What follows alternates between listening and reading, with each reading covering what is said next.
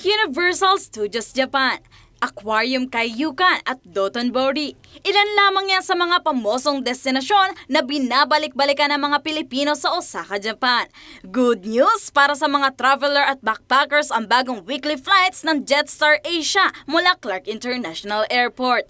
Lilipad 3 times a week ang CRK to Osaka, Japan tuwing Tuesday, Thursday at Saturday. Less hassle at abot kayang pamasahe ang hatid ng 180-seater Airbus A320 na abot lang sa 4,000 pesos. Hindi lamang umano ang mga overseas Filipino workers o OFW o mga travelers ang target ng airline, kundi ang magandang business environment sa Clark na mula sa Luzon ayon kay Barathan Pasuptahi, Chief Executive Officer ng Jetstar. One thing that low-cost airlines and low-fares airlines have done is that they make travel affordable and accessible to a cross-segment of market. We are not specifically targeting the OFW because Clark, like Manila, is a very mature market. You have a business market that you want to target.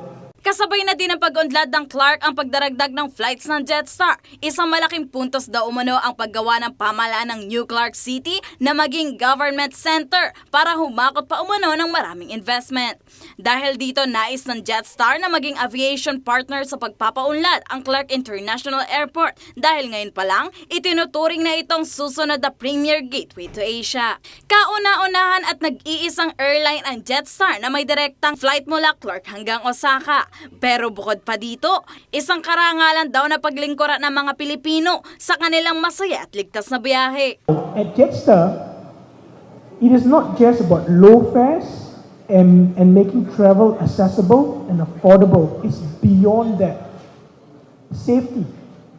We take the highest standards when it comes to safety and compliance. Humakot na ng iba't ibang parangal ang Jetstar Airline, gaya ng top 10 sa safest LCCs in the world ng airlineratings.com nitong 2017. Tinanghal din na low-cost carrier ng Travel Weekly Asia noong nakaraang taon. Samantala, dumagdag na ang biyaheng Clark to Osaka, Japan sa 200 international flights mula Clark International Airport.